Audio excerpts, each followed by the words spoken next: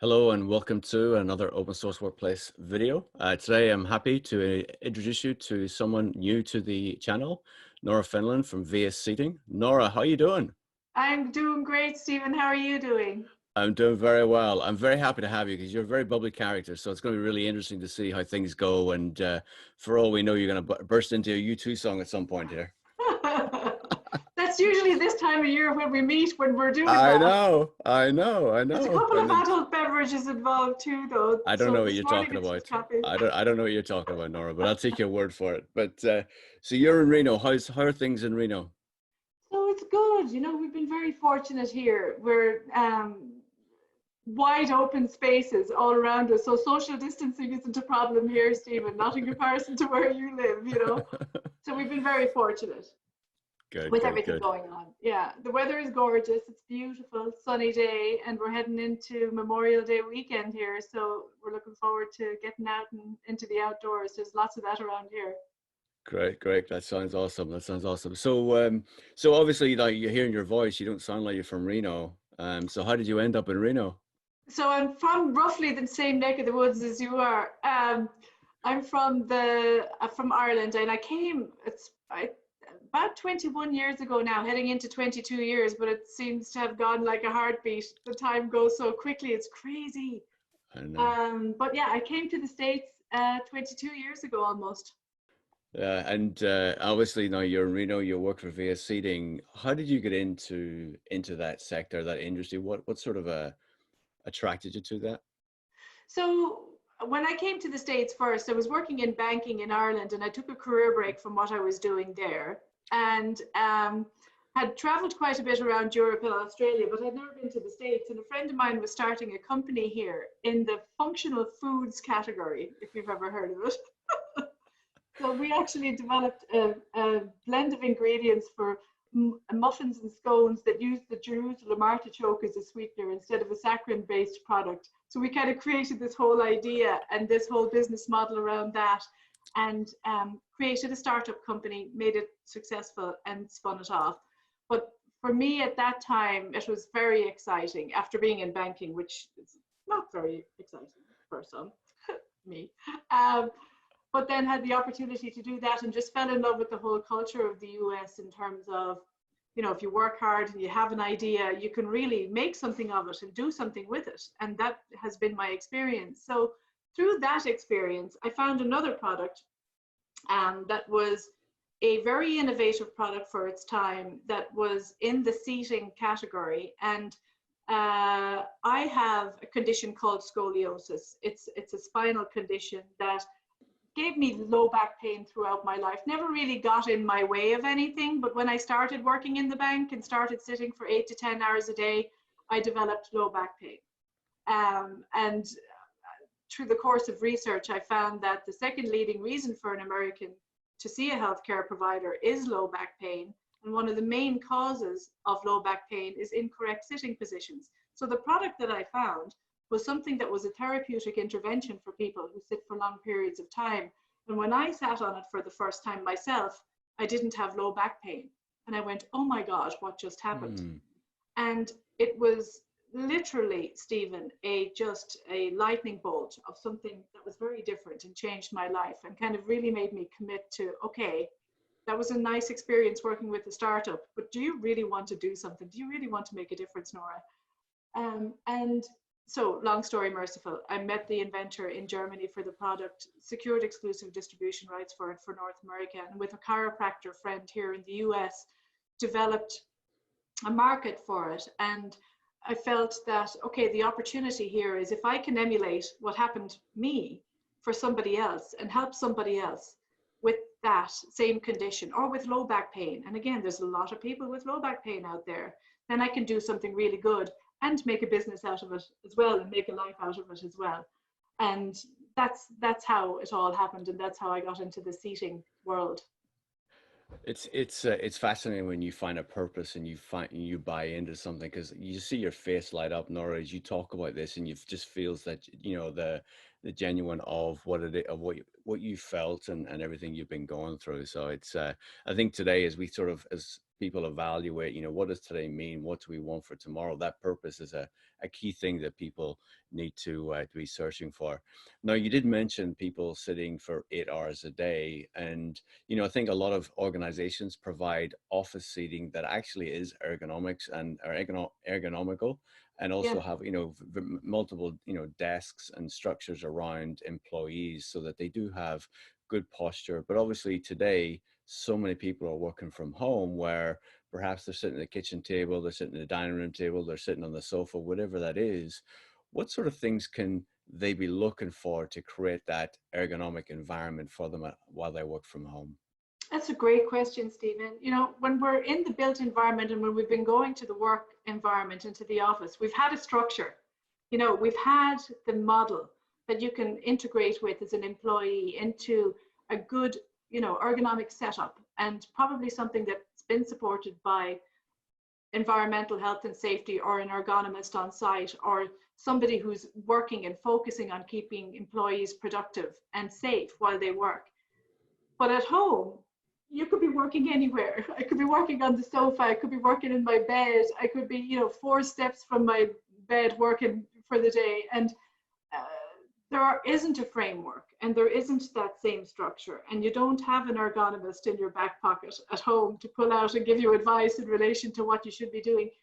So I think it's really important from the standpoint that when somebody is working, and it could be, it's longer than 10 hours. I mean, think what we've kind of learned through this whole seismic shift we've gone through, pre-COVID, during COVID, and what after is going to look like, is people have been very, very productive at home during this short term. And that short term analysis, people have learned an awful lot. You know, pre-COVID, there was very little work-life balance. It was all life, but you still had a place to go, and you still had your own mechanism for separation. During COVID, that's been welded together, and there isn't that same place to go psychologically or physically.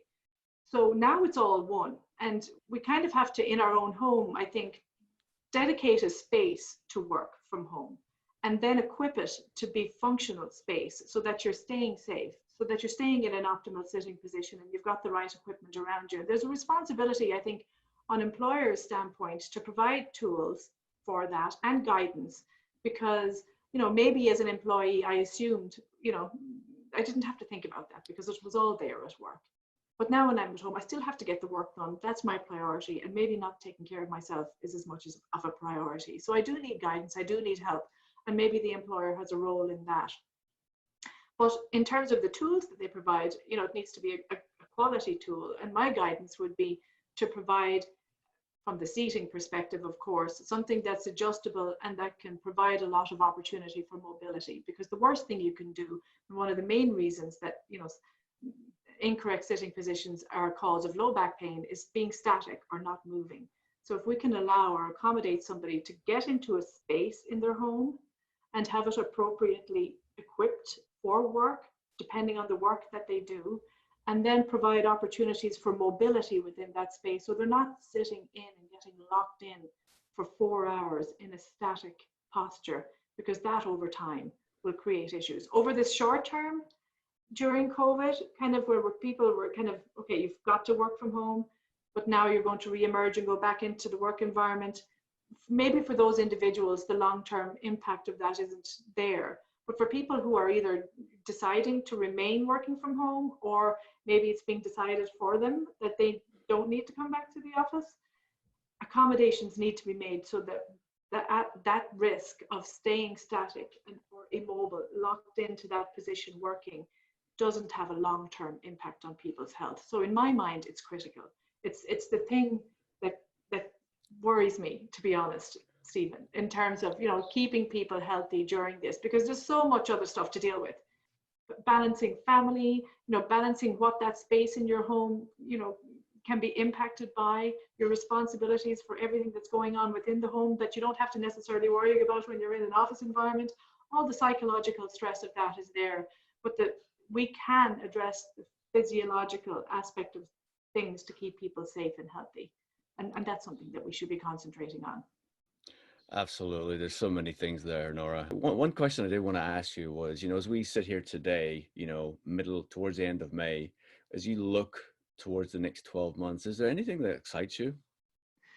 But there's so much going on in the world right now, and so much change that if you're somebody that enjoys embracing change, this is exhilarating time, right?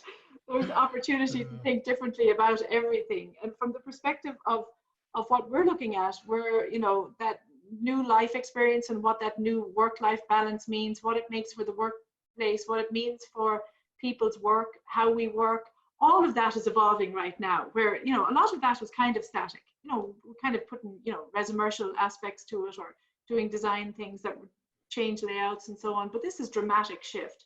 So it's very interesting to see what kind of innovation comes out of that, in terms of technology, but also in relation to manufacturers.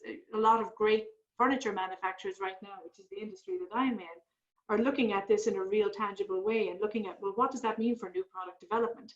So over the next 12 months, I think you're going to see a lot of great ideas in relation to how that shift is happening in relation to workplace, and what solutions are going to be invented during this time to kind of accommodate all of that, and keeping in mind people's public health and safety when they go into built environments. So that's all exciting stuff if you're a furniture nerd like I am. Then, from the cultural shift standpoint, I think we've learned an awful lot, and it's interesting to kind of see the different news feeds in relation to what's happening in the positive impacts on the environment, the positive impacts of what's happening in local communities, and how people are pulling together. And I have to think that on a global scale, we'll come out better as a result of all of this, and we're really having the opportunity to shine a light on the best of what we can do. And that's exciting too. So I think over the next 12 months, we'll see a lot of that, while we're getting out of the fear and the stress and the initial kind of shock of everything that's happening. We'll be able to have an opportunity to reflect on all the things that were actually great about this time, and think back on it, because I do believe there will be a vaccination, there will be the healing that needs to happen. But I think we don't know of all the benefits that we're going to see in the next 12 months, and it's exciting to think about that too. On a personal level, I can't wait to get back on a plane again, go out and meet people and travel and do all of that. So that's something that I'm very excited about, looking forward to as well. Yeah, no, I'm sure. But I have to go back to the office, the innovation. Are cubes coming back? I don't know. I think there's definitely a lot of conversation going on in that regard. And I think people want the benefit of that separation, but they don't want the feeling of isolation that those taller panels bring. So I think you'll have a lot of solutions that are transparent, that you can see through, so you can still visually make eye contact with somebody, but provide that physical barrier so you can eliminate the risk factor associated with droplets and those types of things. It's an interesting time as well, because a lot of materials that are coming into the place and into that area that are antimicrobial and biocidal and things of that nature are new materials for furniture in commercial spaces, not necessarily new in other areas. Like healthcare have developed really great standards for infectious disease control, but I think a lot of what we've learned in relation to those environments are now being thought about in general commercial spaces. So I think a combination of materials, innovation around design of furniture, definitely keeping in mind the need for separation and social distancing within the open plan concept. But I think it's still important to have it as an open plan concept. In other words, that visual cue to know that you're still part of a group and know that you're still part of a community within that space.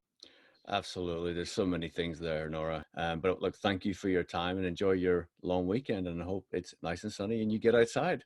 Thank you, Stephen. It's good to see you. I hope you do And you. too. Cheers. Thank you, Nora. Take care. Bye.